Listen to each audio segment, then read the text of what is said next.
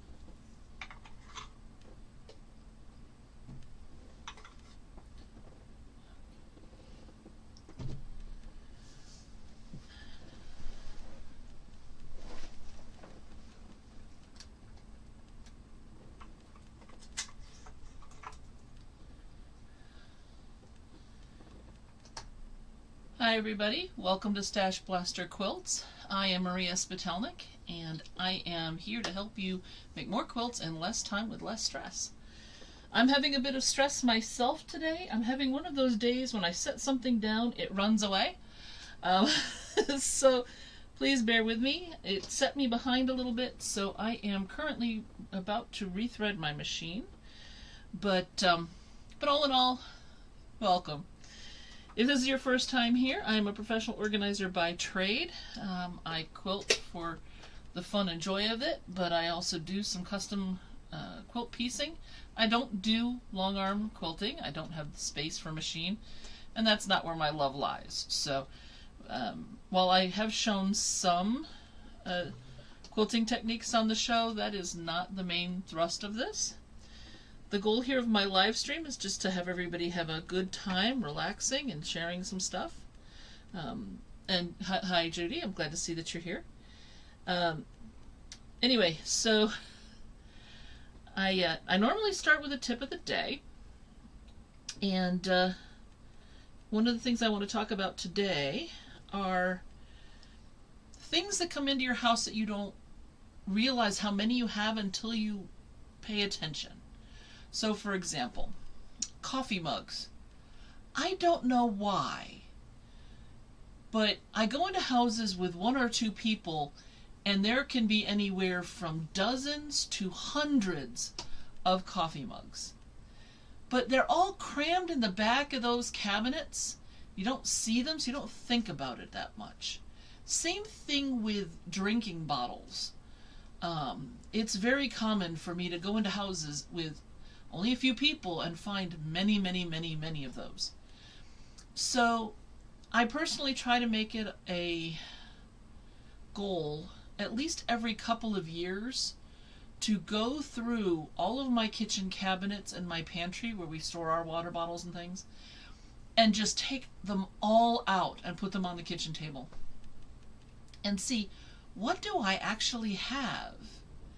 You know, sometimes you get mugs because it's a fun collecting thing you're doing for a little bit. Not so much like teacups, but for example, for a while there, I forget what store had the Lord of the Rings series of designer mugs. So we got them, you know, and you could, every time you went to the store, you could pick up a new one, kind of a thing. And we had them, they were fun. We haven't touched those in years. So the last time I purged, that was one of those things that I got rid of. Of course, since my husband was involved in the collection, he also was involved in the decision making at the end. But all in all, it's one of those things where for some reason, coffee mugs and drinking cups, all the, you know, the tall cylindrical reusable things, they just grow in the night. I have no idea how so many of them come into my house, since I make a concerted effort not to bring them home. But they get here anyway. And partially it's because of the conventions I go to. A lot of times they'll give you a goodie bag, and if I don't get a chance to go through it on site, it comes home, and then it's supposed to hit the donation bin, but doesn't always. So if you have someplace in your house like that, where, you know, that cabinet is so full but I don't even know what's in there, haul it all out and take a look at it, because you could probably get rid of about half at least. In sewing rooms, it's often things like scissors. Many of us have you know, dozens of pairs of scissors that we don't use. We also may have things like rotary cutters. I have, do I have it here? No, I think I put it away.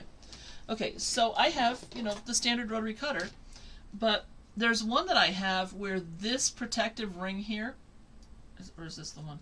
Yeah, this is the one. This ring is broken.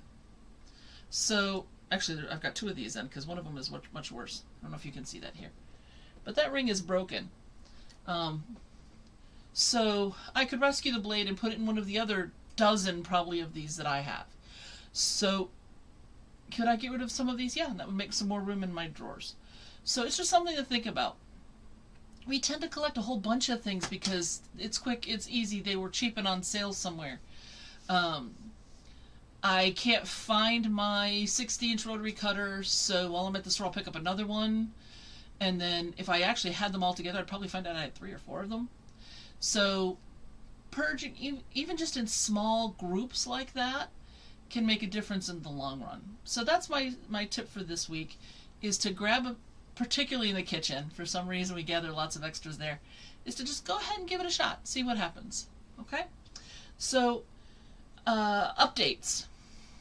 The trip to London was wonderful. I am sorry that I was not on as planned, but it would have been midnight when I started, and I had to teach at 8 o'clock the next morning. It would have been midnight London time.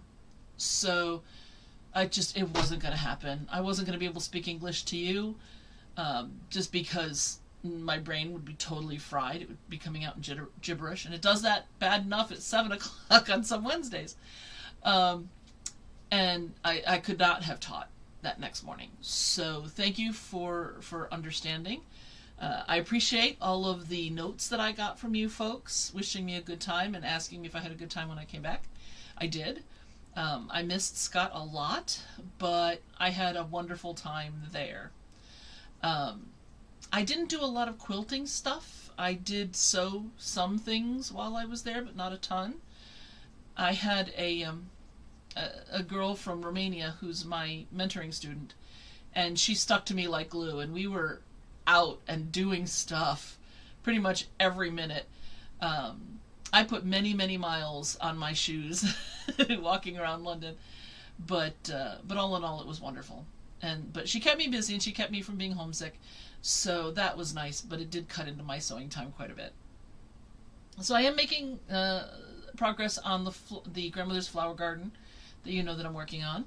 I know that Scott posted the instructions for this month's block for the quilt for this year. If this is your first time here, if you go to my site, which is StashBlasterQuilts.com, it will try to send you to StashBlasterQuilts.com, and you go under the annual quilts tab. You can get the instructions for last year's mystery quilt and this year's block of the month. So I know that he posted the instructions. It's a simple Ohio star. I am working on something more complex for next month.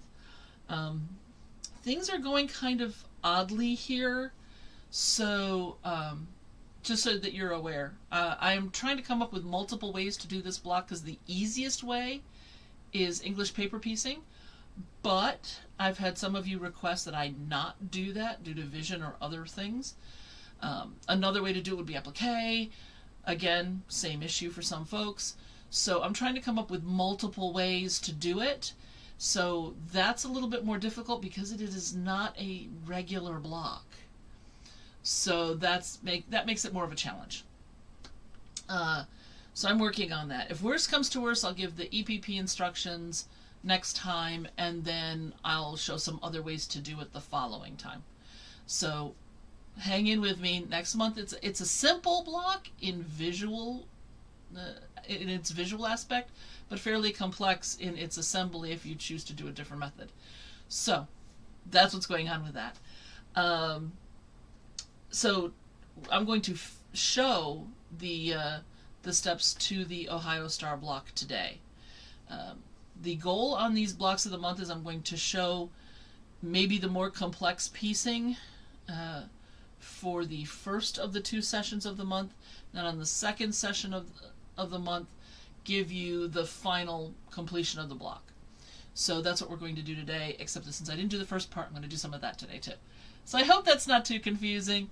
But all in all, things are going fine in terms of the quilt design.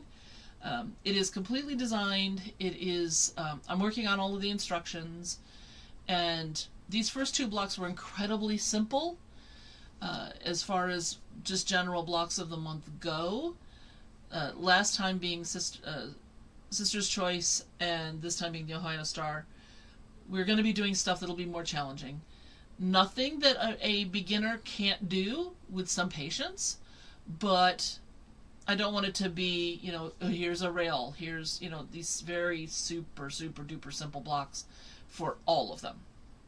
The design is all stars, so you know, whatever you want to do for stars. I know at least one person said that they're doing their background in black and then doing wild colors for their stars. You can certainly do that.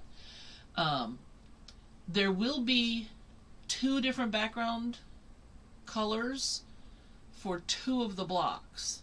So in that particular case, I have suggested maybe a black for your background and then maybe like a steel gray, or even as light as a dove gray for the other one, just because it adds a lot of punch to add that second color in. If you choose not to, that's fine, but you won't get quite as much dynamism on a couple of the blocks. So that's completely up to you. Okay, so this month the block is the Ohio Star. And hold on, let me see. This is supposed to work, but I don't think it actually did. I am attempting to share share the picture from my screen to you, but I don't think it's going. Let me pull this quilt down. It's heavy enough. I did have to pin it up with just a couple of pins here, even though this is a flannel wall. It sticks fairly well, but since this is a tight space and I have to walk in between, it my bum knocks it down quite a bit if I don't pin it up.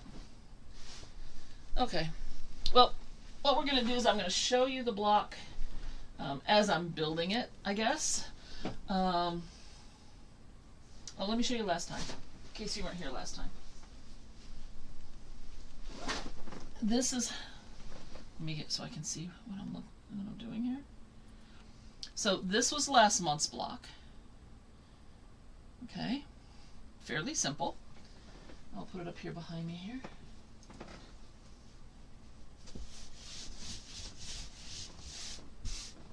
Okay, so this time the block has squares like this that set it off. I did this in red and green to show you the different steps because it shows up better than the shades of yellow that I'm doing, but I'll also show it in the yellow because I'm going to assemble my block tonight. So let me move my camera. Alright. Oh, that actually came out right the first time. Look at there. Okay, so you make your standard half square triangles, and then one has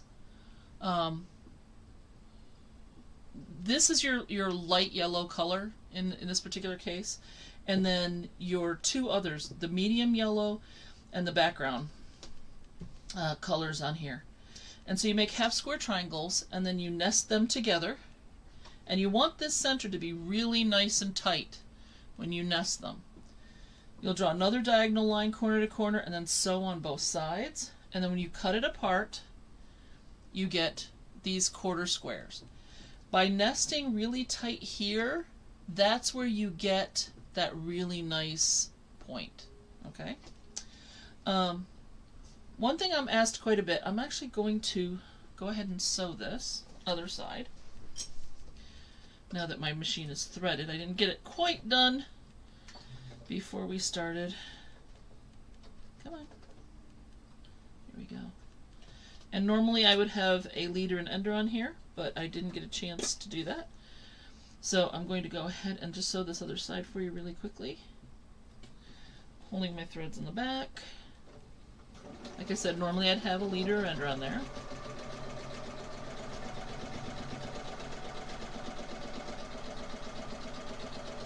Okay, so we take our center line, we sew 1/4 of an inch away, and then when we're done, come on, we're going to cut them apart like this. Just right down the line. And if you don't cut it perfectly, it doesn't matter because this is your seam allowance. Obviously, if you wind up right next to these threads, you have a problem, but as long as you go approximately down the middle, you're fine.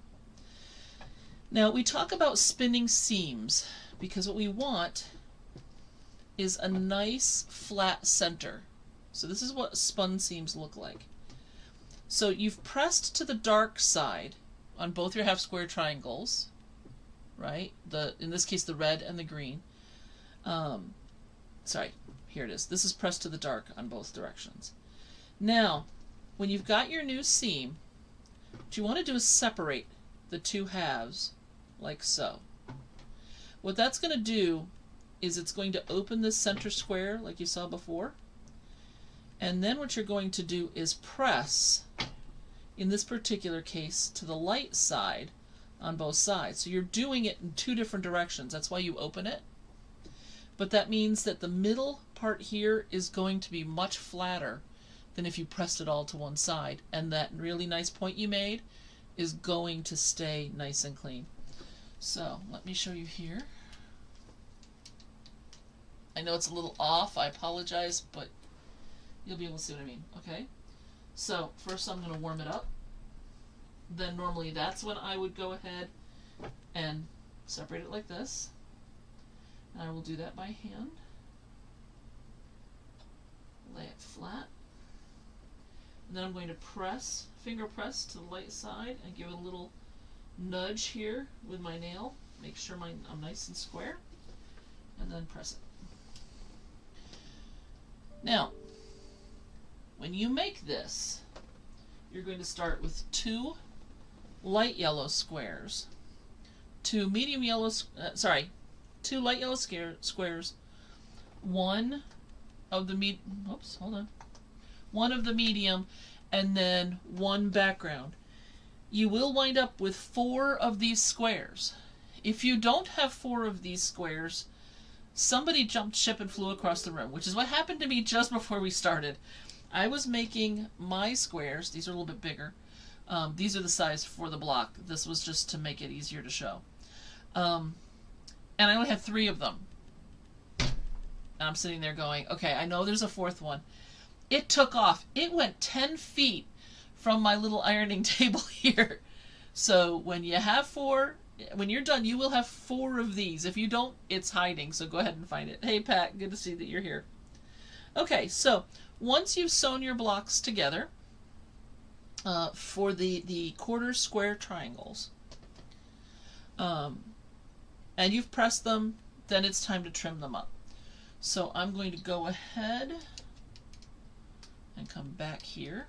Hopefully I'm not making anybody sick. So I have my 2 lighter yellows and my 1 darker yellow and my background for all 4. And we want to trim it up to 4.5. Now, the fabric, when I was cutting it, was just a little scooch short. So I did go ahead and I used a scant 1/4 of an inch on my seam, so it's going to look a little small. Okay, now if you are trimming, hold on, let me come back to you. I do have specialty rulers for this particular job. Okay, I like the Studio 180 rulers by Deb Tucker, but I want to show you how to do this with a regular ruler so that if you don't have the expensive ones, you're still going to be good. Something to keep in mind is you might want to consider having near you some blue painter's tape like this. Because once you've done the math and figured out where that center is going to be on your ruler, it's easier if you mark that spot with the tape and then you don't have to remember the number. Okay? So, let me come back here. I want this block to finish like this at 4.5. Okay? But I want this center intersection to be in the middle of that block. So I can't just, start cutting from one side. I can't set this right here at the 4.5 mark and trim, because that means I'm going to be off center. Okay? So what you want to do is you want to take the measurement to the center, which is, the measurement of the block raw is 4.5. You divide it by 2 is 2 1/4. That's where you're going to want this intersection to be on both sides once you've aligned your diagonal on the seam. So my 2 1/4 is here. Okay. Now I've had these little ones that I have cut before, so I'm just going to put this here. Oops. This is what happens when I'm not on top of it when I am doing this. So I'm going to hold this up just to make it easier for myself a little bit. Actually, let me do it this direction. It'll be easier for you to see.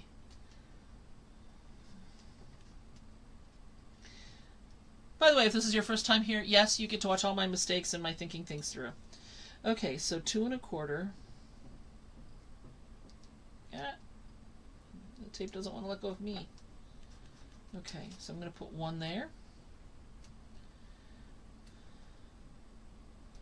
And I'm off.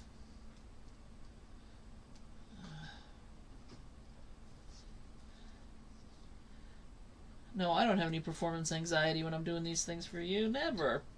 Okay, so... and then I'm going to do the 2 1/4 in the other direction. Okay, so now you can see that. That's at my 2 1/4 mark. And then when I put this on here, I know that this is not lining up with how my square goes. But it is going to line up with right where that intersection is. So now, when I trim this up, I'm going to have a good 2 1/4. Again, it's half of my block size.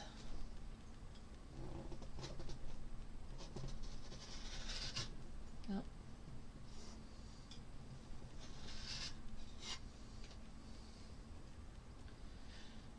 Guess we should have changed her blade just before starting this, but didn't get a chance. That would be me. Okay, when it comes to dog ears like this, there's no reason why you can't just take your scissors and snip them. Okay, and then when you turn it around, now you use your 4 1/2 measurement, making sure to align your diagonal.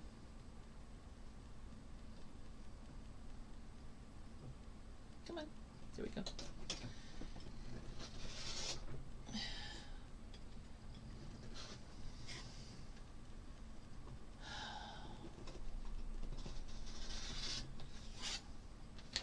And somehow I am off.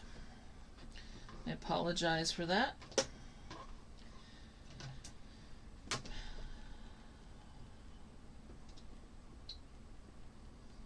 Yeah, my block is 4 1/2. Oh, there we go.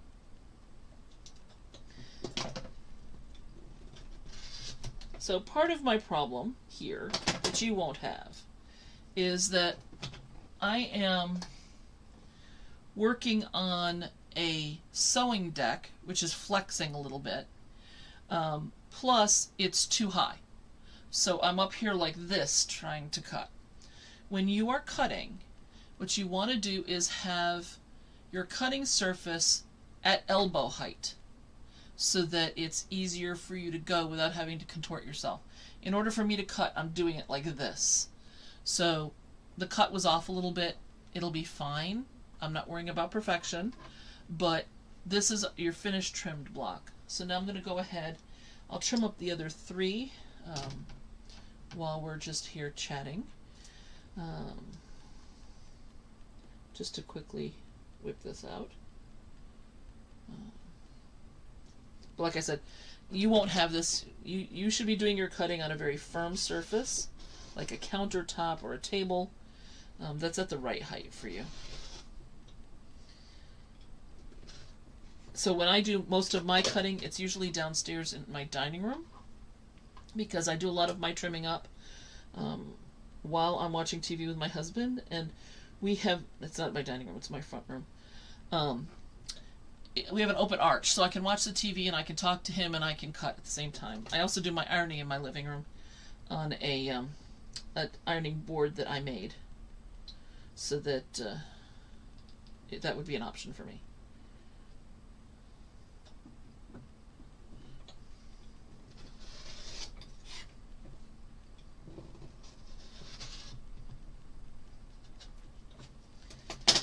Alright, that's 2. So anyway, so I did go to London, and it was lovely. I mean, it was cold. It was colder than I expected. I had a sweater and a jacket on the whole time when we were outside. But our hotel was on the wrong side of the Thames. Central London was over here, and our hotel was directly across the river over here. And we were staying in a DoubleTree, because that's where the conference was. But the hotel sponsored a ferry that ran every 15 minutes or so across the river. And if you were staying at the hotel, it was free. So I spent a lot of trips on the ferry.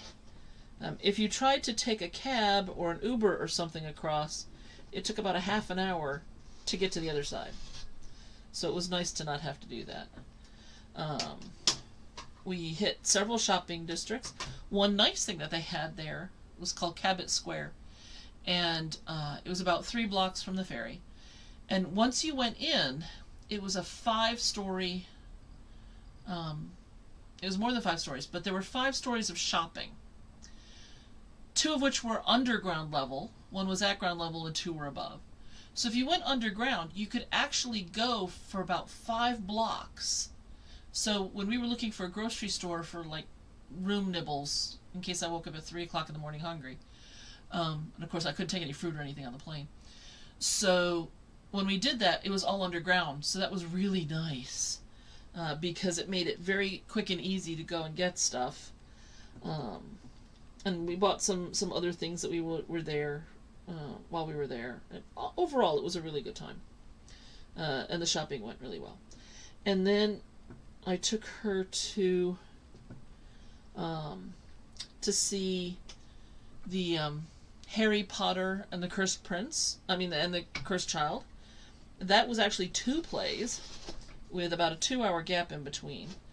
When we got there, my seat was physically missing. It was very odd. I don't know what I did there. Well, somehow I messed this up, so I'm just telling you that now. Anyway, took her to see the Harry Potter and the Cursed Child. Scott and I had read the play, and we were trying to figure out how they could possibly have so many scene changes in a play that quickly and that many times. And they did. It was amazing. They did wire work, and they had people moving people, and it was really amazing. And it was a good play. It takes place after the end of Deathly Hallows, starting right at the point. If you watch the movies, they show a scene that's like 19 years later, and we get to watch the kids as adults putting their kids on the Hogwarts train bus. On the Hogwarts Express. And the play starts right then. So we get to see what happens when a Potter is a Slytherin, because one of his boys becomes a Slytherin. So, and then time gets involved and all kinds of weird stuff happens. So, so all in all, it's a really good story. But when we got there, my seat was missing. We had seats 3 and seats 4. And somehow, the row started at seat 4. Well, I had forgotten that there had been a good chance with Scott going that we'd have the wheelchair. So, we had told them that. And what they did is they removed a chair to make room for the wheelchair. And so that's what had happened. So they had to go and get the seat and bring it back and lock it down into its regular position. But it's magnetized. So all they really had to do is put it down and then stick one little pin in the back, and then the seat was back in place and I could use it. So that was really kind of interesting. I had never realized that they could do stuff like that. So we saw the play. That was pretty good. And then we took an Uber back to the hotel. And then we had the conference. And then the last day that I was there, we spent all day at the Warner Brothers Studios for Harry Potter. And I want to go back to that. I had the digital guides, which had a lot of information. There were a lot of things to see, but Madalena is not as big a Potterhead as I am. So I wound up saying, okay, let's just go, because she was being so kind and so patient with me. But she had some shopping and things she wanted to do for her family, and so in order for her to do that, we had to leave earlier, and I was happy to do that for her. So we went and we did that, and there were many adventures along the way. I did not know that there was only one cab company in the London area allowed to have the credit card machines in the cars. So we got into this cab and we said, okay, we had asked them to confirm that they took credit, and they said yes. But when they got there, the driver didn't have the little portable debit machine, so he took us to an ATM so we could take out cash. But there, everybody uses their credit cards with a PIN number in order to be able to get out cash. And we don't do that here. So I didn't have the PIN number. So Madalena had to take out the cash. And it was this big thing. We dropped her off in that area that was about, well, we dropped her off about 6 blocks from the ferry, so that she could do her shopping, because I really needed to get off my feet, and I went back to the hotel. But those 6 blocks, the driver drove me around for an hour and a half, and then he told me we were still a half an hour away from the hotel. At which point I said, just get me to the ferry. He didn't know how to do that. I pulled up my phone, I navigated him there. We wound up doing some underground circles for a while. It was very bizarre. Ultimately, he gets me to the ferry, and I get across. And about 10 minutes later, Madalena had done her shopping, walked the 6 blocks, and was at the hotel 10 minutes after me.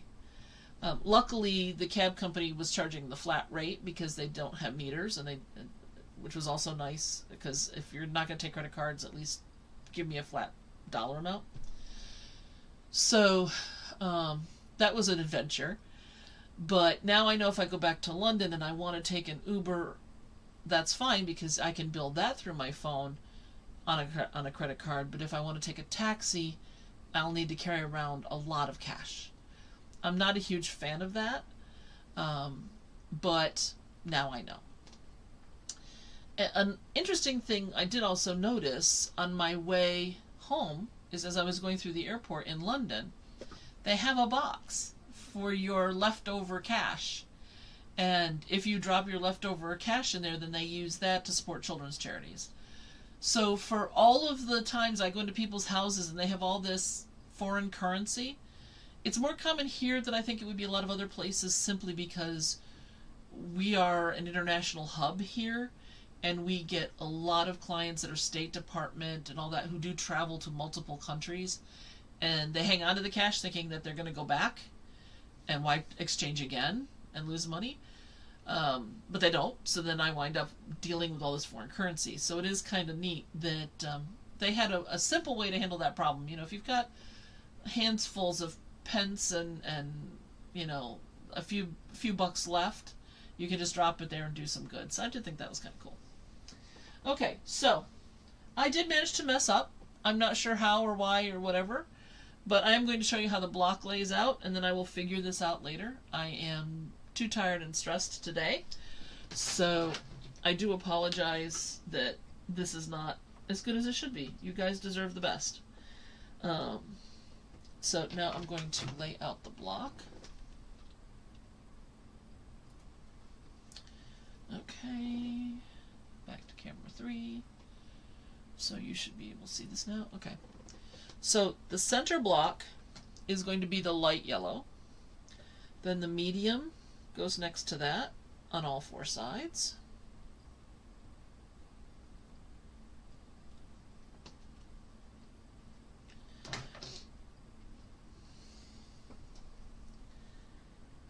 Okay.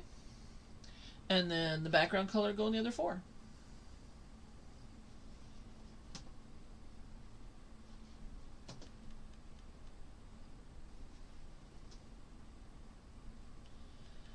And that is our Ohio star block, once it's sewn together.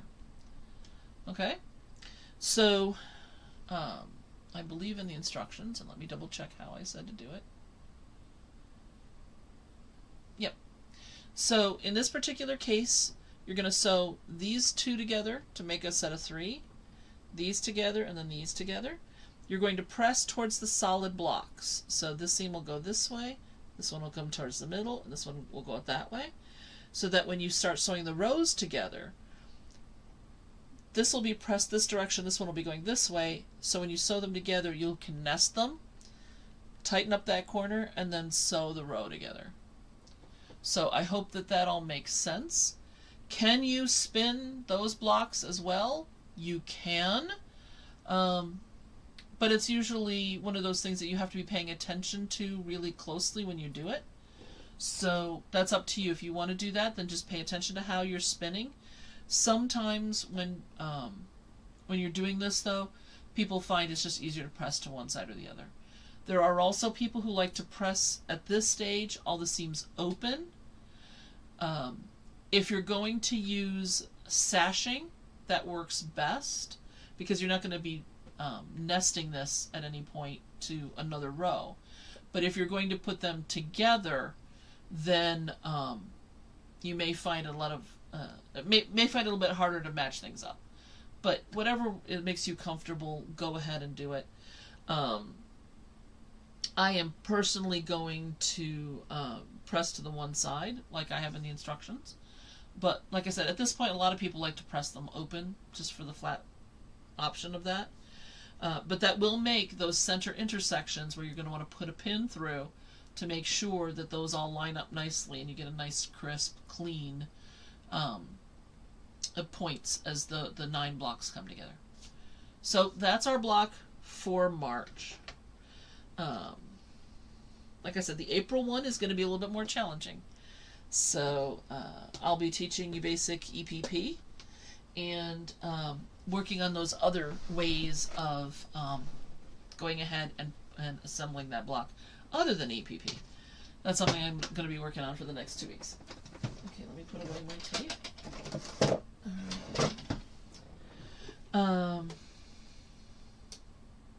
Other than that, some of you have been very kind and sending me notes asking how Scott is doing. He has had his 3rd round of chemo, and he is still tolerating things fairly well, so that makes me a very happy lady. Luckily, although each session gets worse, he started off so well that this is not that bad still, so we're quite happy about that. He has a guaranteed 1 more and possibly 2 more after that. And we're hoping that at the end of 6, at a minimum, that he's done. If things are not continuing to go well, he may have to go as far as 8, but at this point we're hoping for 4 or 6. They're saying if he gets 4, then he may have to do radiation instead of the last 2. So we're looking into what's involved with all of that and kind of where we want to go at that point, which would he prefer to do. That is completely his decision, so I'm leaving that to him. And at that point, we'll know better what's going on. I do have conferences again this summer, so I'm hoping that April will be his last one. Because if not, a conference that I'll be driving to in Omaha would be 2 weeks after the 6th chemo. And so he may or may not be allowed to go with me on that. So that's why I'm really hoping that we don't have to do the full 6. Because could I drive to Omaha on my own? Sure. I've driven longer distances, but conferences are a lot easier when I have somebody with me. And in particular when it's just the 2 of us, because he reads to me when we're in the car. We've read many, many books that way. He's kind of my book on tape. And the nice thing about that, though, is that he's reading me mysteries. So if I've got a question, the nice thing about him is he can go back and find the spot that I have a question about and reread that to clarify for this versus trying to find it on a tape. Yes, I know I keep saying tape, and yes, it's all digital, but bear with me. I know that many of you that are watching are older, so you remember actual cassette tapes and DVDs and CDs and all that in your car. Um, it's all on Audible for me now for when I'm driving on my own, but when it's Scott, then it's on Scott. um, so right now we're reading the Cormoran Strike books. They are by J.K. Rowling. She first wrote under a pseudonym because she didn't want people freaking out and buying the books thinking it was more Harry Potter related and then being disappointed that it's now a mystery. And it's kind of not... It's set in current day, so it's not really like a film noir type mystery, but they are very different people. It's very gritty. It's real life kind of things going on. So it's very, very different from her Potter stuff. But now everybody knows who it is, so now she publishes under her own name. She also wanted to make sure that it didn't get an artificial bump if there wasn't real interest in it, and people were just buying it because it had her name on it. But she's selling out like gangbusters on this series as well. So that's what he's reading to me, and a fairly new one came out, so we're starting yet another one. I am usually a science fiction fantasy kind of girl, but it's his turn to pick. He's read many books, including the Wheel of Time series, which I think is 19 books that are all like this. Just because I really enjoyed the series so much. So I can give him a few. I owe him. But yeah, so it'll be really nice if he can go with me to that. I'm also going, I believe, let me think. I'm not doing the Denver one. I think there's one in Orlando. There's one in Texas. There's one in Indianapolis. I'm definitely going to one in Minnesota. So there's two that I know of them definitely going to, Omaha and Minnesota.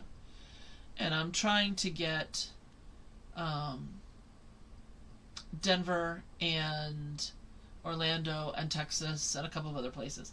So those will be starting in June if I get them. So that'll get things spread out a little bit. In those cases, I will be attempting to do the live stream from there because none of them are going to be the same situation with London, because everything will be in our time zone or later. So instead of doing a 7 o'clock thing here, it might be 5 o'clock for me there. So depending on what's going on, I'm hoping that I can do that. I don't have anything else international scheduled at this point, which is kind of a shame because it was really cool. It was a long flight though. It was about 12 hours in flight time and layovers. And so by the time I got there the 3 hours early, which is what they recommend, and then, you know, getting to the hotel, which was an hour and change from when I landed, etc., it made for some very long days. The day home, given where I started and what time it was here when I started there, it was 20 minutes short of a 24-hour day because I couldn't sleep on the plane. So that was a very, very long day. And the next day I was just completely out. So it's taking me a while to get back into the swing of everything. But it was such a different experience.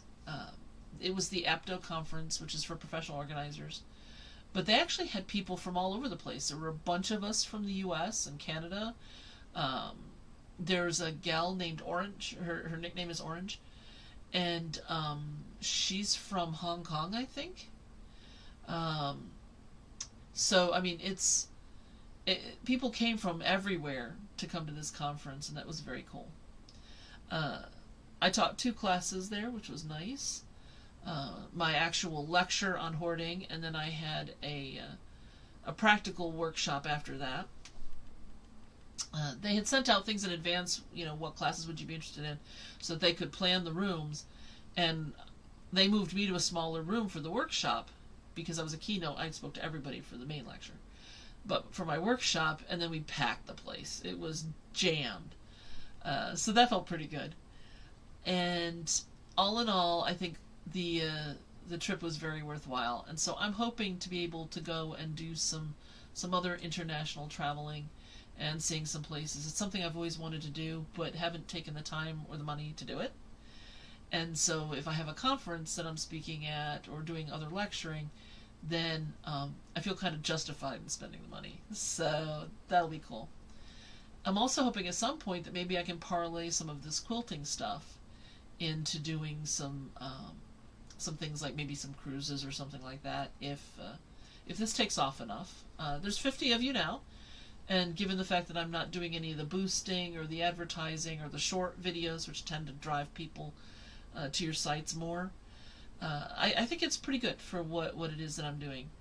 I am hoping once the last book is written to start doing some short content as well, but I'm not going to push myself to that right now, not knowing what's going on with Scott, etc. I need to get past this hump that we're on from January debacle, and get things stabilized again, and get back to my very happy, boring life. Once all the drama and medical and all of that is done, then yeah, it'll be nice to be able to settle back in and be my normal self. Hang out with my quilting buddies like Judy and Pat, and some of the others of you that I know are on here, and get more time to sew and get more time to do some other stuff. I think that I have figured out that my problem here is my angle that I was cutting on, which is why these were so far off. They weren't so horribly off that I'm not going to make the block anyway, but that the angle that I'm doing it here and everything is just not conducive to doing it right.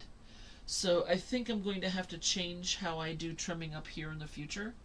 I may wind up just doing it on the ironing board I have over here on the side, or trying to figure something else out so that I can be more accurate. But that's why those are off. You live and you learn and you deal with it. So that's what I'm going to do. And we'll make it work from there.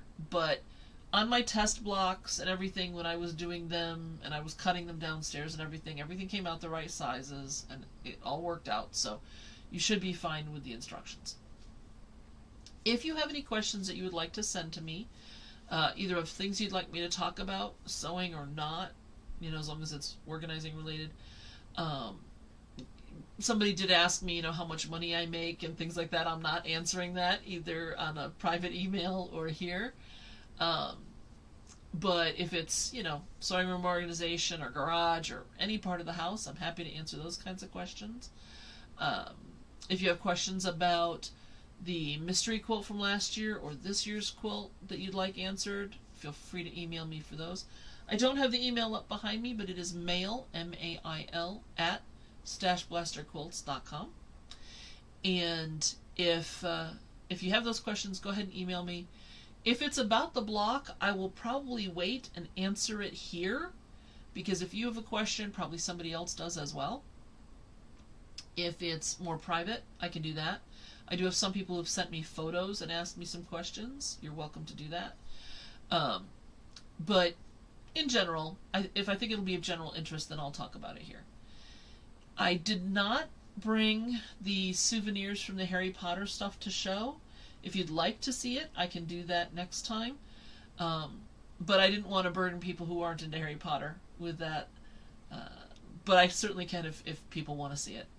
I did not take a lot of photographs. I did take some of architecture in London. There are some really, really weird buildings there. It was a lot of fun to see them. And I did take some different wrought iron that I haven't seen here before, and some other designs that will probably get put into my idea book and will someday wind up in or related to a quilt. Many of you said that you do enjoy it when I put together those photographs and show you things during these get-togethers.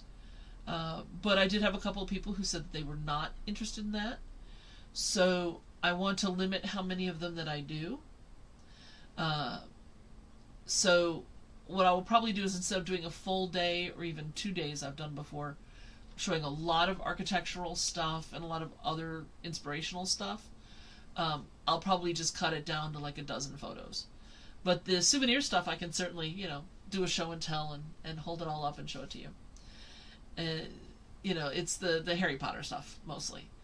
But all in all, thank you all for coming. I'm going to end a little earlier today, because I don't have anything really to work on other than straightening out these blocks and trying to figure out what my new seam allowances are going to be, so I can kind of stretch them to fit. Which is how I'm going to fix this problem. I am going to trim these blocks slightly and then skew my seam allowances just enough that I can get the 12.5 when I'm done.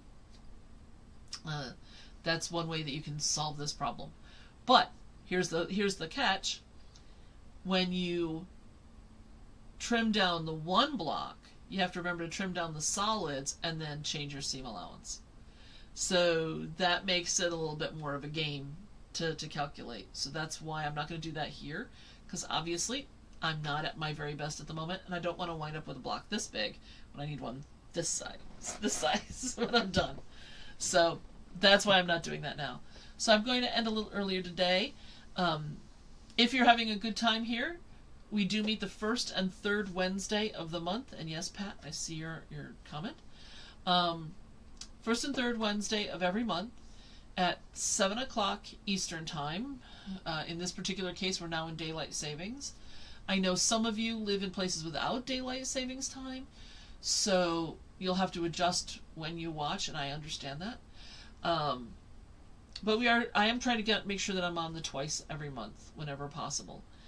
And then you're welcome to put comments in and chat amongst yourselves as well. That's perfectly fine.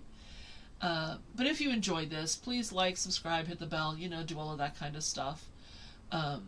As we grow here, then I'll be able to start offering some new things. I did get some comments to the question that I had last time, which was a month ago. I asked if anybody would be interested in sort of a sew-along where I would take like a Saturday or some other day and work on my projects and just have it so that everybody could see what I was doing, kind of as a background activity so people could watch. Apparently, it's a very popular thing to do. People are comforted by the sound of sewing machines and other tools and things like that are done. A lot of times people like to watch live streams of people building and assembling and creating things. I have had a couple of people who said that they were interested. If you are interested in that sort of a thing, let me know. It is something that I am considering. And that might be something just done as a regular live stream, or it may be done at some point if we do a Patreon or a membership thing. I'd probably start it and do a test just in general and see if people liked it. But that is something that I'm also considering adding into our mix here. So that's that. I still have a huge amount of reorganizing to do here in the office. Because of London and everything else, I still have a 2/3 empty closet and a 1/2 empty set of shelves because everything got hauled out and now I have to start putting things back. And so that's going to take me some time. I've had people who wanted to watch me do that, but you'd be spending most of your time looking at my tush. And I don't think that's fair to anyone. So I am working on that stuff slowly. Because, of course, now I'm doing more of the household stuff that Scott used to do. Plus, for example, I think it's Tuesday, we have to head out for the doctors at 5 in the morning. And then when he's done with one procedure, we have a 3-hour break, and then he has another procedure in a completely another part of town. And then that'll be for a while. So that whole day is completely shot. So there's been a lot of things like that. So, it's going to be slow. But that's life. So, you're welcome to come along on it. But some of it's going to take some time. but I'm not going to beat myself up about it because that's what life is. It's just as long as we can keep making some small steps a little bit along the way, I'm going to get to where I want to be. And so, it's one of those things where whatever organizing or sewing project that you have, just making one more step. It was the just one thing that we talked about before. Move one step further. Every day, spend a few minutes working on your project, whether it's sewing or cleaning or whatever. It adds up. It adds up surprisingly well. I can't see what this is, so hold on. I'm with you, Judy. It can take a while. But, so grab your project, whatever it is you want to do. If you want to hand sew while I'm yammering during these things, that's a great thing to do. If you want to machine sew, I can't hear you. It's perfectly fine. But if nothing else, you know that twice a month you can do some sewing. So join me again. I have a wonderful time talking to all of you folks. I hope you enjoy being here and watching me do my crazy stuff, realizing when I mess up, like everybody else does, how I fix it, and then moving forward. So I will see you the first Wednesday in April. Everybody have a great time, and I believe it's Super Bowl this weekend. So that's going to be yet another thing that's going to kill a bunch of time at my house. We're not going to have friends or family over, but we like watching about 2 hours before because that's when they start rolling out the new commercials because they're cheaper to do it before the Super Bowl than during the Super Bowl. And then so Scott watches for the game and I watch for the commercials. So it's many hours, and we're going to do all the regular food that we do just for the two of us, just to have fun with it. So I'll be doing some sewing too during the game. So have a wonderful time, and I will see you guys in April. All right, take care. Bye-bye.